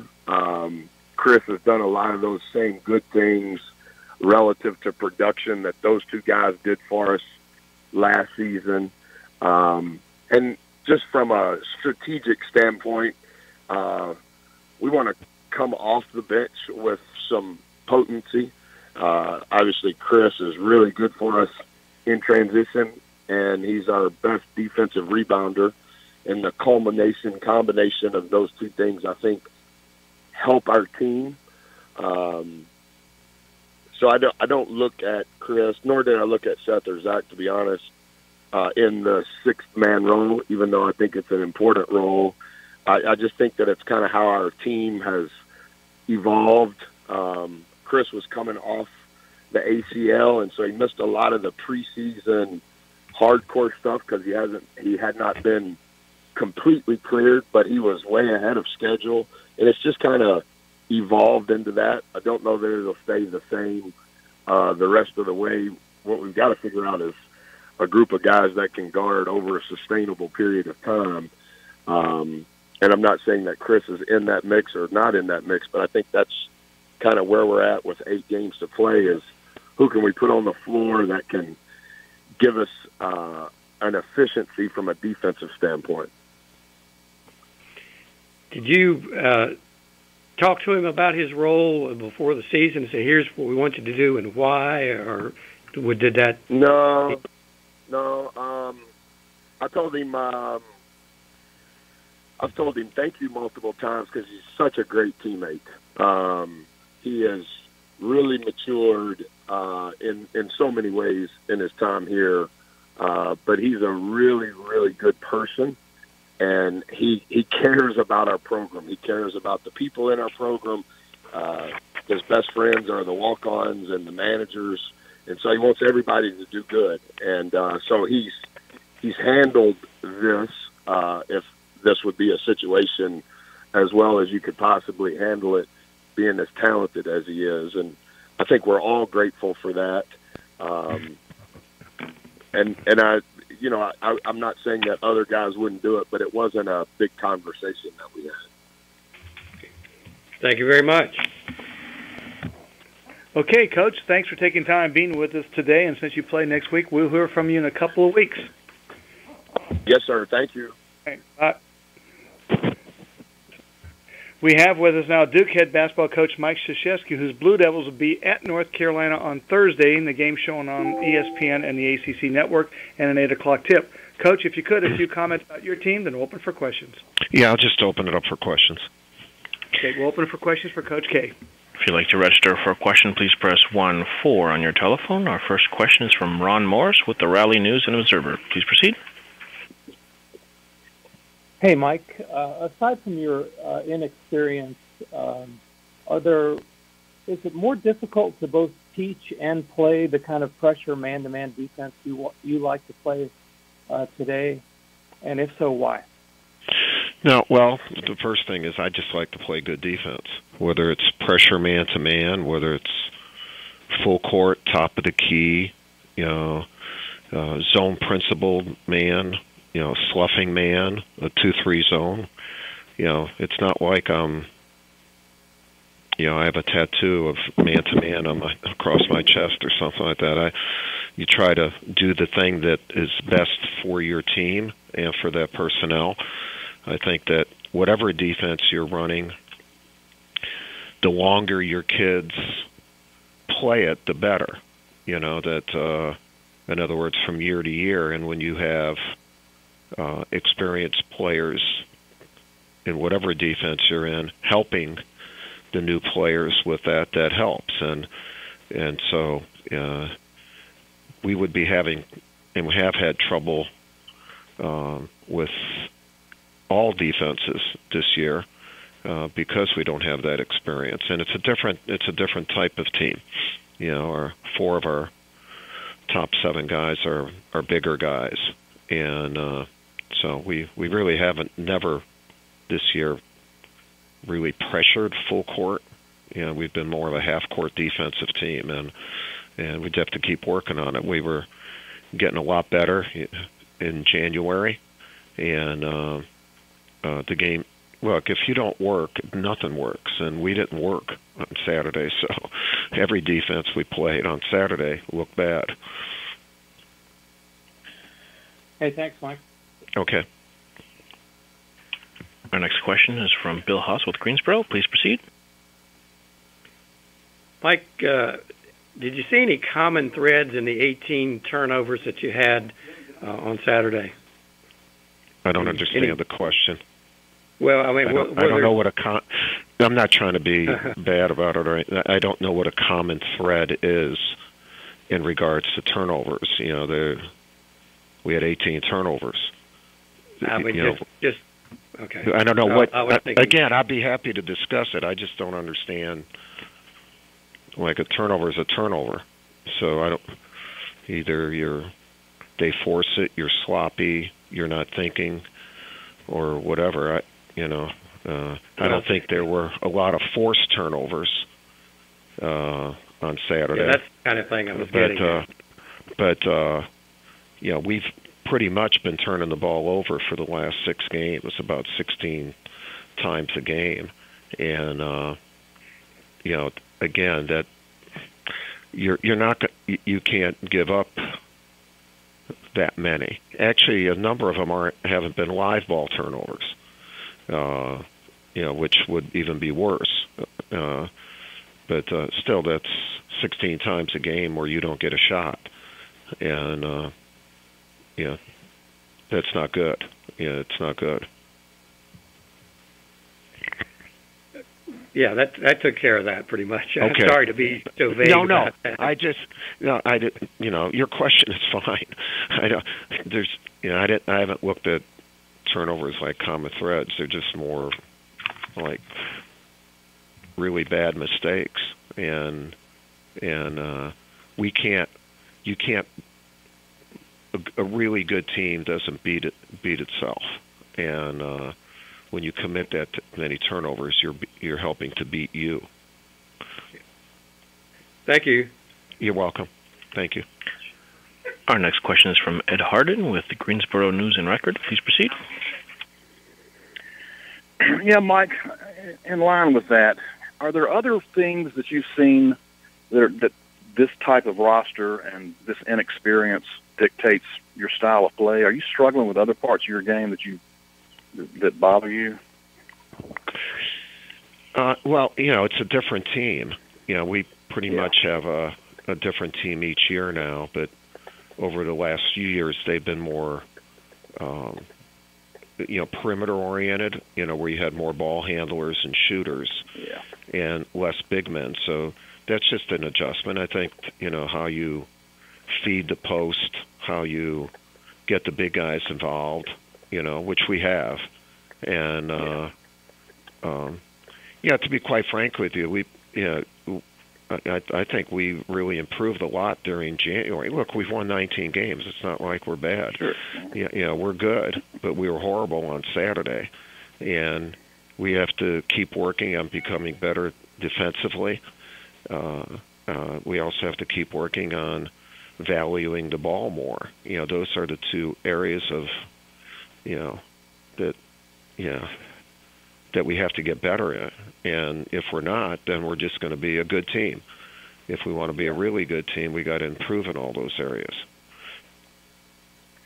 I don't think it's very, I don't think it's really complicated. That doesn't mean it's easy to do, but we don't have to dig deep to find out what we need to work on. It's surface level, and let's get to it and become better. Yeah. Has Grayson's role changed in the sense that he has stepped back and allowed these other kids to play, bigger roles, or was that something? Yeah, it's a good question, and we're not trying to change Grayson's role. Now that doesn't mean that I want him to shoot. I want him to hunt his shot. I want him to be aggressive. And in conference play, he's done that a couple times, but for the most part, he has not done that. And I'm not blaming him. I think he's trying to lead the team. He's trying to play defense. He's trying to help the guys out on the court. But when you're doing that, you have to be careful not to lose some of you, because his personality and his talent is a real important part of us becoming a special team.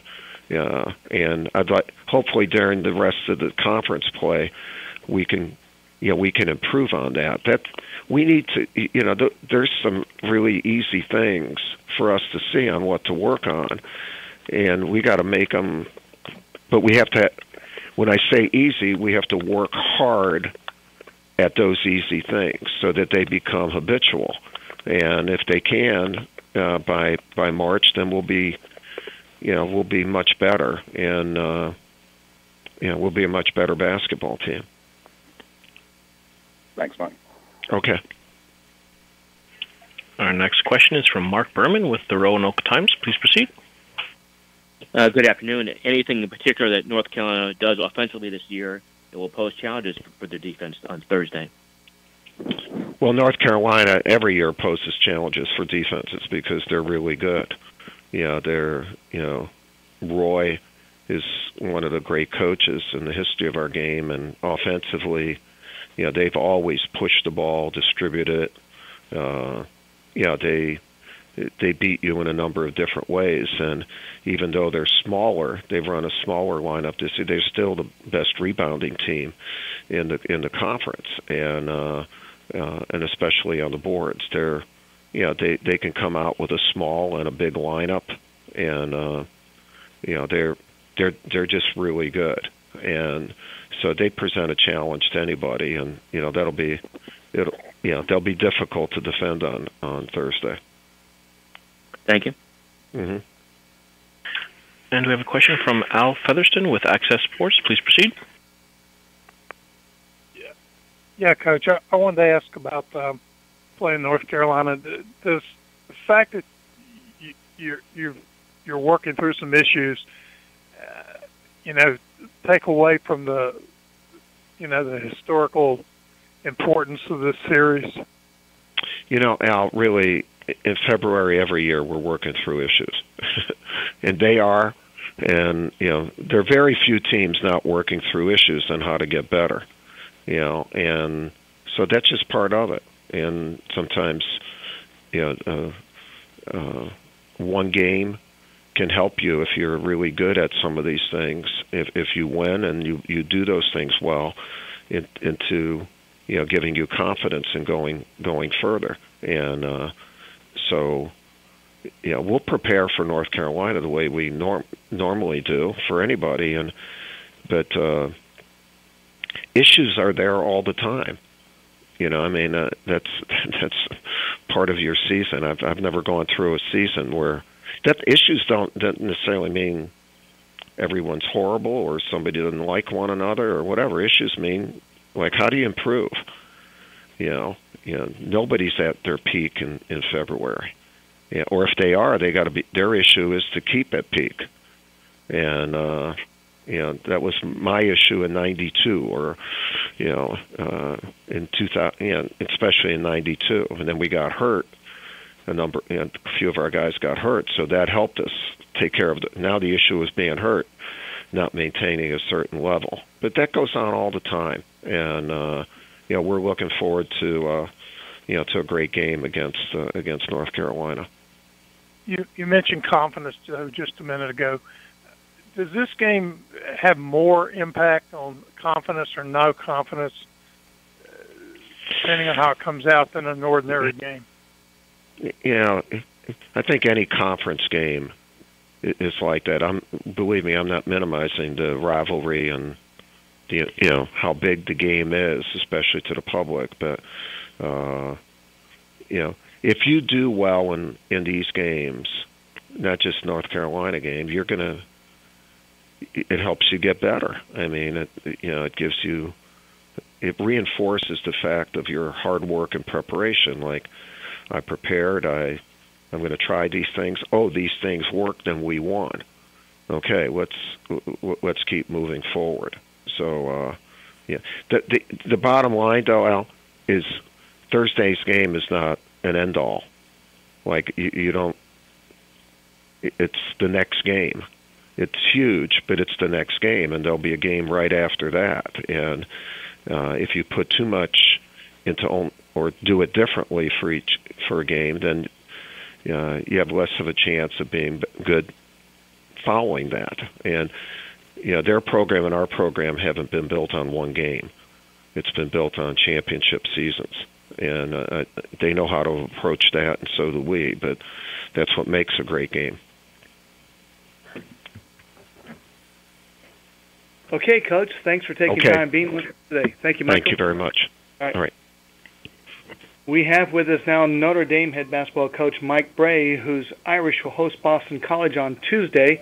The game's shown on the ACC network with 8 o'clock tip. And I know, Coach, you have a meeting to go to. We'll try to keep this as brief as we can. Thank you. We open for questions for Coach. Mike, are you there? Yep, I'm here. No, let me, I mean, for us, we're just trying to find a win, no question about it. We're scratching. We got Matt Farrell back, completely healthy Saturday. I thought in the second half he looked a little bit more like his own self. I'm hoping he's feeling even better. I think Mooney will be more healthy. Didn't play for a Saturday, and obviously we're dealing with our injuries, but we look at it as a chance tomorrow night to maybe get a league win. And we open for questions for Coach Brey. If you'd like to register for a question, please press 1-4 on your telephone. Our first question is from Bill Haas with Greensboro. Please proceed. Yes, Mike, is there any update on DJ Harvey? He is seeing the Chicago Bulls doctor today. We wanted to get another opinion on it. He certainly will not play Tuesday. We'd love to have him back Saturday against Florida State. That's been another one that's hurt us because I thought he was really playing well when he went down. How tough is it to? I mean, with Bonzi, you knew he was going to be gone for an extended stretch. With Matt and DJ in and out, and you're not sure from game to game. And just how tough is that to deal with your lineup? I think it's been my biggest challenge as a head coach, being a head coach 23 years, having, who's available today, who's really feeling good, who can play full minutes, does anybody need to be limited in minutes? It's really kind of new territory. I think we've tried to, sit there every day and figure out how to help our group and keep them involved, and our group, is together and they want to keep fighting. But it's made, we've had a lot of different teams and different starting lineups and different guys available for practice. It's been dysfunctional from that point. And so you just try and manage it as best as possible and you can see if you can get a league win that maybe can turn the tide a little. Thank you. Yeah. Our next question is from Tom Noy with South Bend Tribune. Please proceed. Hey, Mike, I hate to go all medical on you, but what's the situation with DJ as far as getting the second opinion on? It was just, we just wanted to, have somebody else look at him and to make sure, our medical people, certainly they've been working overtime this year and have always been very confident in him, but we just felt, let's go take a look at that. Doc Yergler thought, let's go run it by the Bulls guy, too, and see what he says on it. The frustrating thing with DJ was even riding the bike late last week bothered him. And so we were discouraged because we thought we could make some more progress, and we thought maybe he'd be ready to play this week. But that is not going to be the case. I have not heard any feedback. He went over with our trainer this morning on that. Bonzi has an X-ray as we speak. If it all goes as planned, he would be out of the boot, which would be encouraging, for all of us and probably for him. Thanks, Mike. Yep. Okay, Coach, I know you have a meeting to go to, so I appreciate you taking time being with us. All right, today. thank you. Thank you, buddy. Thanks, Brian. Mike, bye.